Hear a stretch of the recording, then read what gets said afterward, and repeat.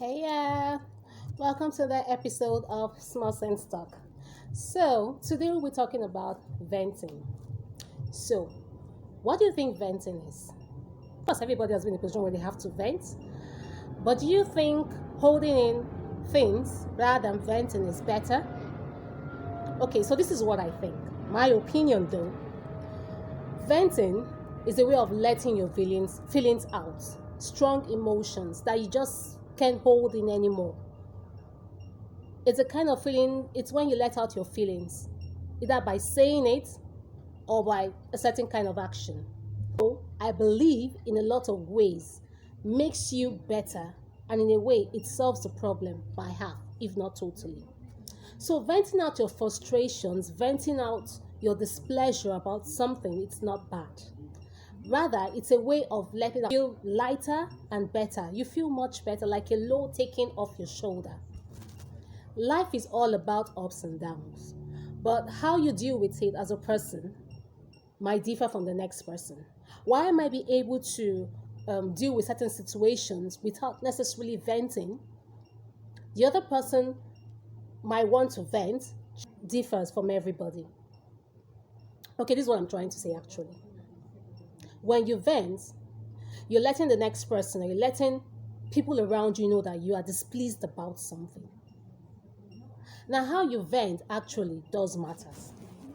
It's advisable to always find a healthy, reasonable way to vent your feelings, to vent out your frustrations in a way that it helps you not only relieve the anxiety, but also it lets the people around you know that you are going through something.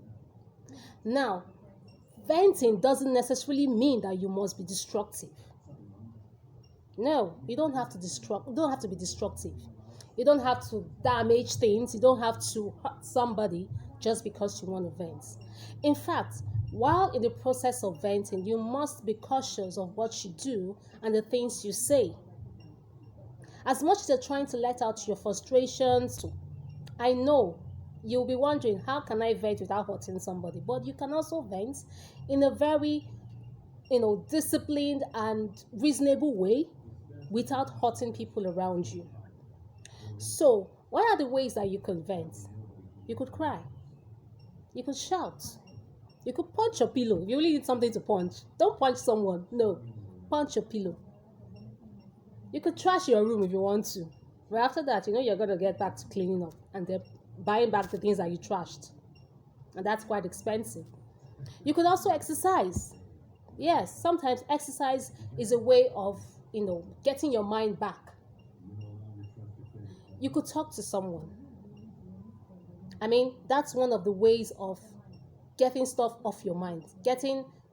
You know, Being able to vent to someone, tell them about your frustrations, that thing that is getting to you. Is it about your friend? Is it about your sister? Is it about someone, anybody? Is it about your loved one? Just getting to talk about it, letting them know this is how you feel, and you'd rather you'd rather things were done better just so you could be at the right state of mind. You could also be creative. There's some people who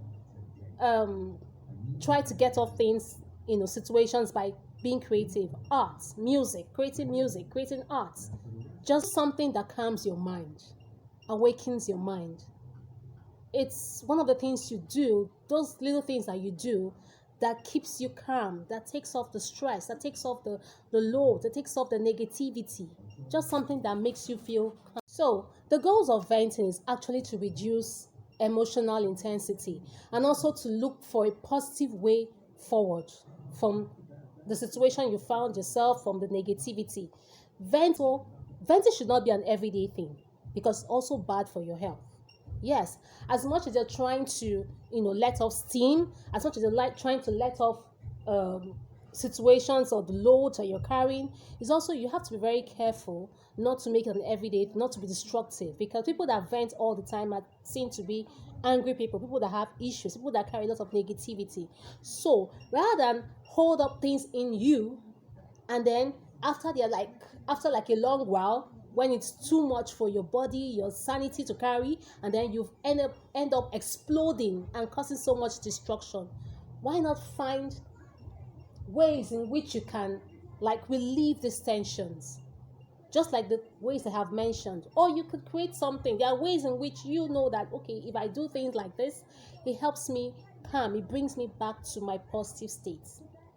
This is just to let us know that sometimes when you bottle up things, it takes you to a road you don't want to go to.